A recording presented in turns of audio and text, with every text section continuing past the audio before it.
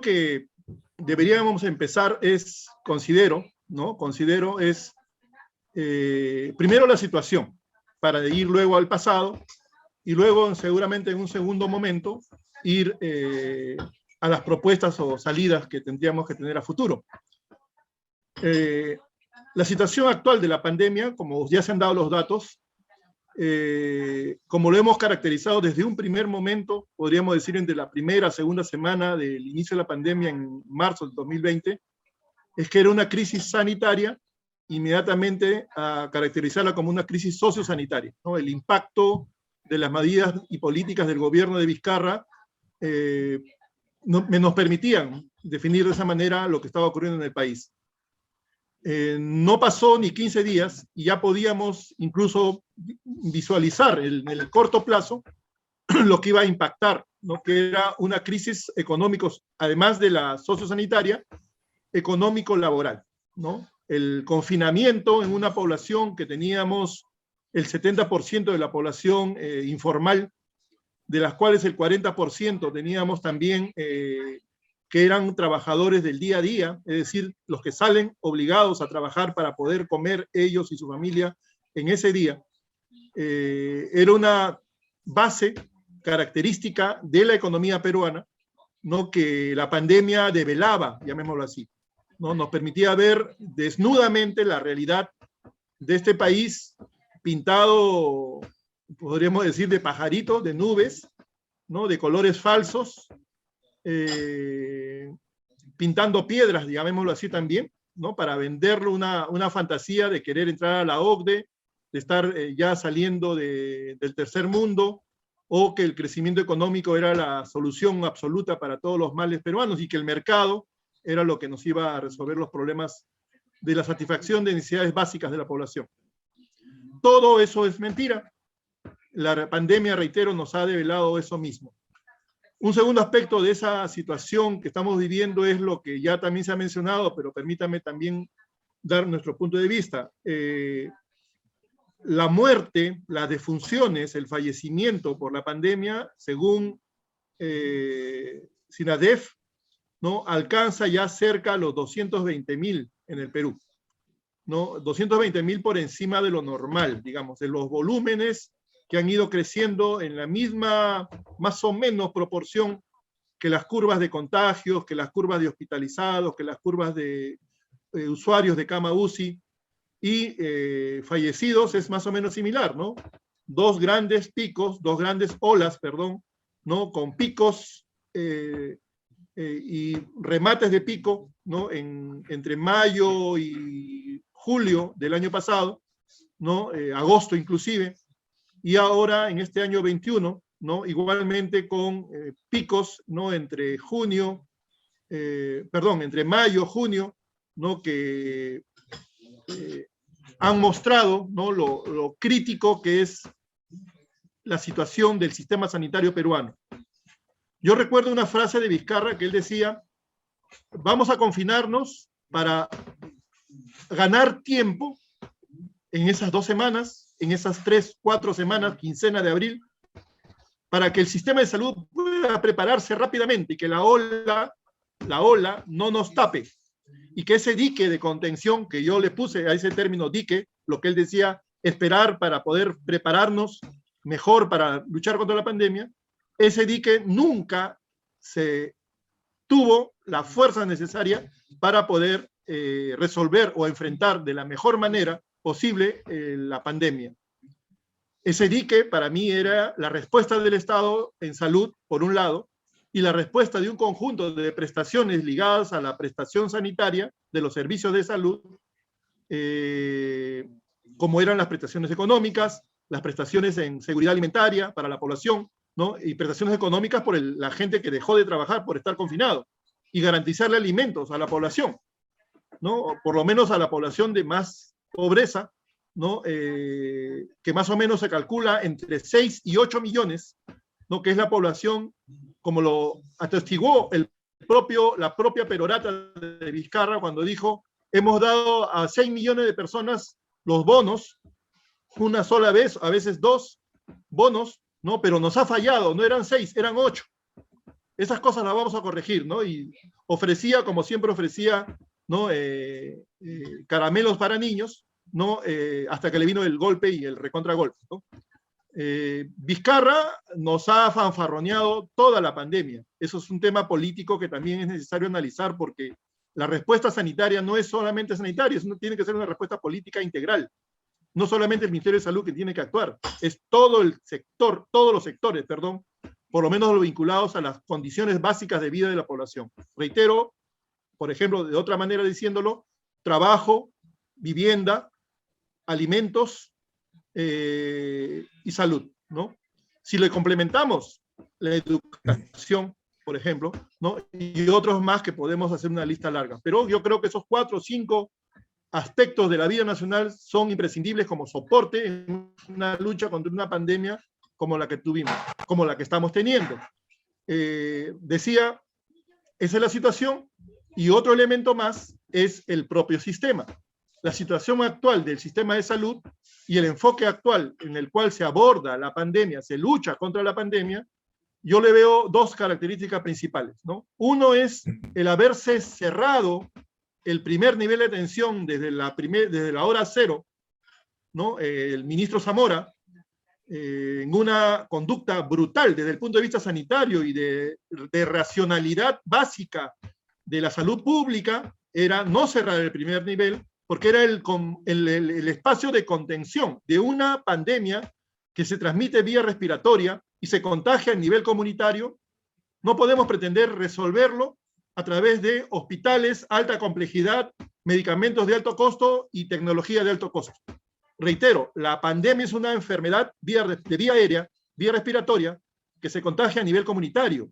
Era en el nivel comunitario donde tenía que hacerse la contención, ¿no? Ofreciendo servicios generales en función de lo que el sistema de salud debe brindar. El problema es que el enfoque que se tiene desde el Ministerio de Salud, recuperativo eminentemente, y también de una mirada, digámoslo así, positivista, estructuralista, y dominada principalmente por los grandes mercados de la industria de medicamentos y de la Big Pharma, como le llaman, ¿no? Y de la Big Technology, de la alta tecnología, de usos y tecnologías de alto costo, nos han hecho olvidar permanentemente, y en pandemia también, que el primer nivel de atención, la atención primaria, ¿no? La organización social, la participación social, son elementos fundamentales en cualquier lucha por la salud. También la lucha contra las enfermedades, y también, por supuesto, en una lucha contra una pandemia. Esas omisiones tienen responsabilidad. Cuando antes hablaban de la cantidad de personas que han fallecido, ¿no? Y que tendríamos que hacer una comisión de la verdad, completamente de acuerdo, porque se tiene que tener un aprendizaje. La única manera es haciendo una información al detalle de todos los elementos y todos los procesos que han permitido que la situación actual esté como está. Y el segundo elemento, con esto quiero concluir esta parte, ¿no? De la situación, es la estrategia. La estrategia de Vizcarra, la estrategia de Sagasti, la estrategia de Castillo para luchar contra la pandemia. Confinamiento, los 2 primeros, ¿no es cierto? Y Sagasti a media caña también decía confinamiento. Sagasti cambió confinamiento porque en los 2 primeros, perdón, en la primera ola y los 2 primeros ministros, o sea, Zamora y Massetti, no había vacuna.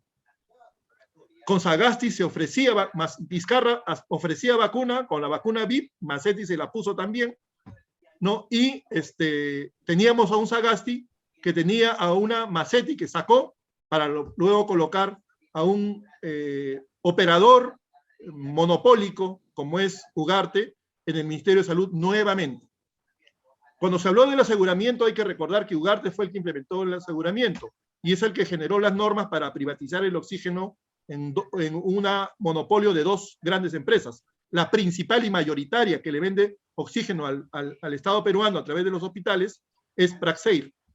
Eso tienen nombres, hay responsables, las políticas tienen nombres, hay quienes firman, ¿no? Y tienen argumentos y razones por las cuales se argumenta tal resolución ministerial o tal proyecto de ley, etc.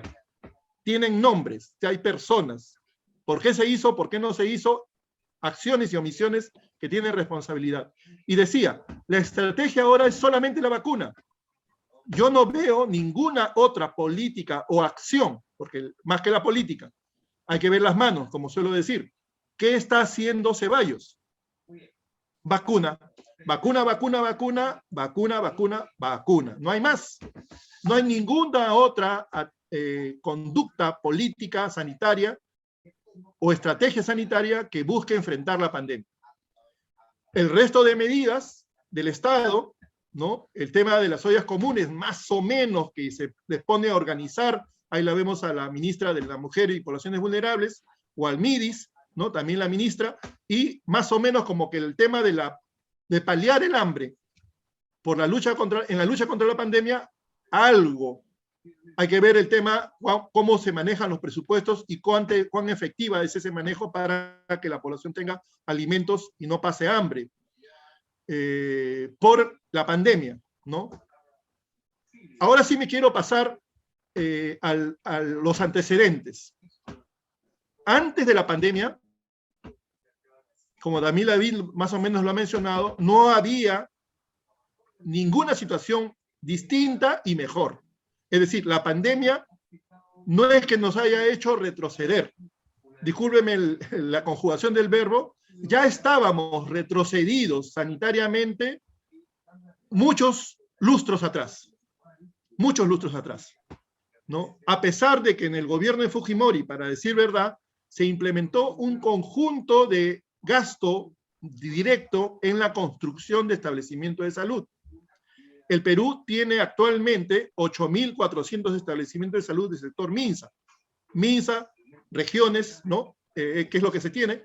8.400, de los cuales más de 4.000, algo así como 4.200, 4.300 son puestos de salud, nivel 1.1, que la norma no le obliga a tener médico. Es decir, el principal profesional de la mayor capacidad resolutiva. La norma no le obliga. Y solo tienen técnicos, porque si hay un profesional, un médico, una enfermera, una obstetra, u otro profesional de la salud, de las 16 o 17 profesiones de salud que hay, solamente es la suerte que tiene un pueblo, que al tener un puesto de salud, un joven pase a hacer sus serums. Al año siguiente, cuando termine su serum, nadie le garantice que ahí va a haber un profesional. Y el doctorcito de toda la vida, es decir, el técnico de enfermería, el auxiliar incluso, ¿no? De enfermería, va a ser nuevamente el que controla el puesto para brindar, en la medida de sus posibilidades, algún tipo de salud. Esa es la realidad. Eso existe actualmente. Un dato. Segundo dato. Todos los que se meten en la evaluación del tema sanitario, que son la Contraloría General de la República, la Defensoría del Pueblo, el propio Ministerio de Salud. El Ministerio de Salud acepta que el 30% de la población no tiene acceso a los servicios. ¿Ya? No tiene acceso por barreras de distinta dimensión. Barrera económica, la principal, barrera geográfica, las distancias, el acceso geográfico, las vías de comunicación. La Amazonía, imagínense, la sierra, por ejemplo, hay pueblos que están a 8, 10, 20 horas de la primera ciudad donde hay un establecimiento de salud. Y la barrera cultural, ¿no? Profesionales que solo hablan castellano atendiendo poblaciones que hablan su lengua original. Y la población simplemente dice, este señor no me entiende. Simplemente no voy. ¿Para qué voy a frustrarme cuando este señor, o la joven, o el doctor, como le quieran llamar, o la doctora, no me va a entender? Y efectivamente no lo entienden. Así quieran traducirlo, posiblemente no lo entiende porque hasta lo que vemos ahora en política, ¿no? De que hasta el mote es producto de una mofa o de una disgregación o exclusión. Eso también se expresa en la conducta de jóvenes mozos profesionales de la salud, ¿no? Que le pueden decir pueden decir o no, ¿no? ¿Qué piensan de una persona que habla mal el castellano? Como si eso fuera un pecado o una suerte de maldición para que los que tienen otro idioma además del castellano. Yo ahí quiero solamente dar datos como para terminar, que la Contraloría General de la República, el año 2018, en pleno gobierno de Vizcarra, y 2019, en pleno gobierno de Vizcarra, hizo dos informes similares, uno, el del 19, ratificando lo del 18, respecto a la evaluación de 250 hospitales en el Perú, los cuales no tenían niveles de incumplimiento en 5 funciones que tienen los hospitales. En 5 áreas que tienen los hospitales. Tiene muchas más áreas, pero evaluaron 5. Consulta externa, emergencias, laboratorio, diagnóstico por imágenes y farmacia, tenían altísimos niveles de incumplimiento. ¿De incumplir qué? Incumplir las propias normas del Ministerio de Salud para su categorización.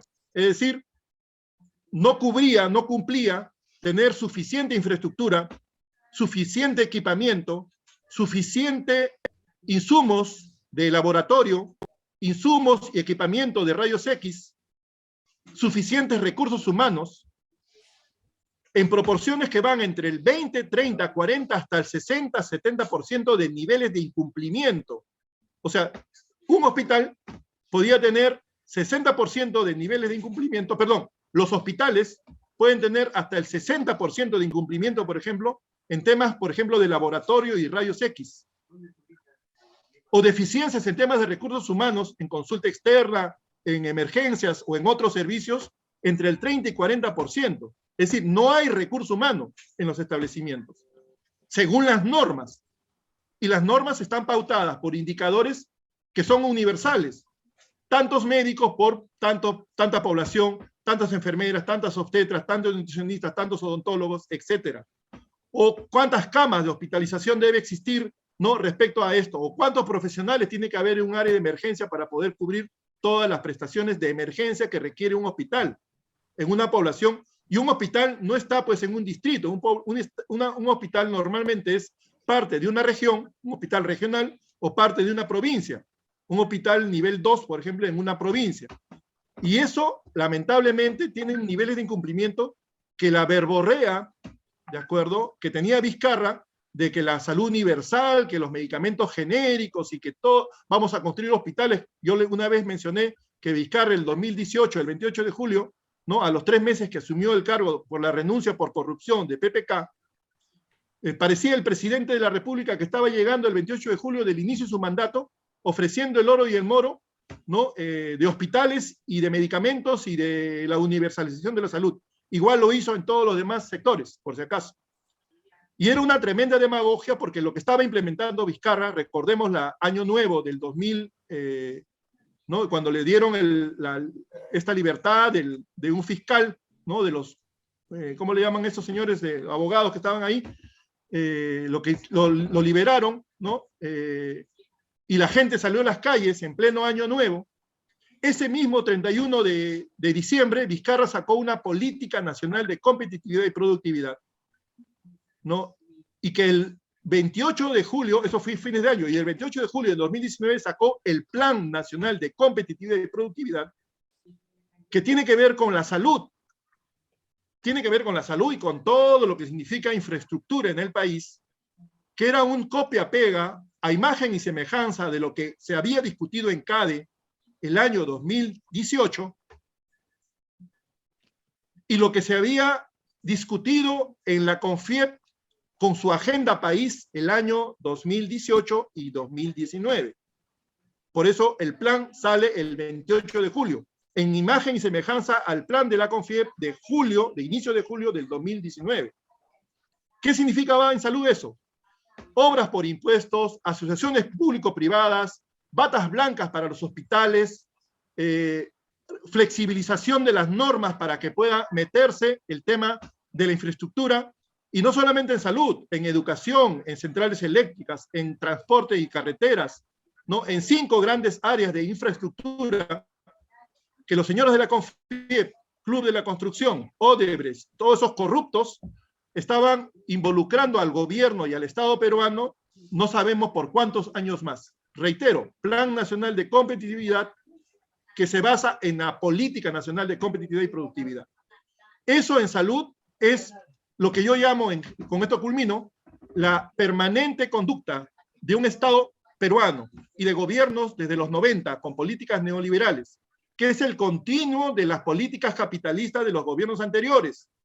No estoy exceptuando ningún gobierno anterior, en los cuales la salud se le busca mercantilizar, hasta que en los 90 lo lograron plenamente, colocando cajas en todos los hospitales. La salud tiene precio, el que no tiene dinero, en una economía de mercado como la que tenemos, no tiene salud, y tiene salud según la cantidad de dinero que tengas en el bolsillo. Reitero, la salud está mercantilizada desde los años 90 y progresivamente incrementando y profundizando mucho más esa situación. Y el sistema de salud, que es el que debe responder para proteger la salud de la población, está en una constante privatización. Ya no solo se quiere privatizar como se privatizó en los 90, poniendo un cartel, ¿no?, diciendo se vende una empresa peruana, un hospital peruano. Nunca se privatizó eso así. ¿Qué se privatiza? Se privatizan los servicios, se tercerizan los servicios a privados, se hacen obras por impuestos con los privados, y ahora pretenden ellos mismos administrar los hospitales con lo que se llama bata blanca, ¿no?, a partir de una construcción, ¿no?, que supuestamente liga a que quien construye administra para poder recuperar durante 30 hasta 35 años con la administración privada de un hospital, ¿no?, para lo que se llama APP, acciones público-privadas para la construcción de hospitales y administración en bata blanca de los servicios de salud del país. Eso está en curso y latente. Y eso es lo que hemos tenido durante los años de Toledo, de Alan García, de Humala, con sus respectivos ministros. Los principales, Ugarte, con la ley de aseguramiento, Midori de Javish, con su roadshow, ¿no?, en Jockey Plaza, hacía roadshows para que empresas mundiales y nacionales compren los proyectos de salud que tenía el Ministerio de Salud. Eso hacía Midori de Javish, aparte de una reforma que, como le decía el gremio, la Federación Médica, era la reforma que deforma la salud.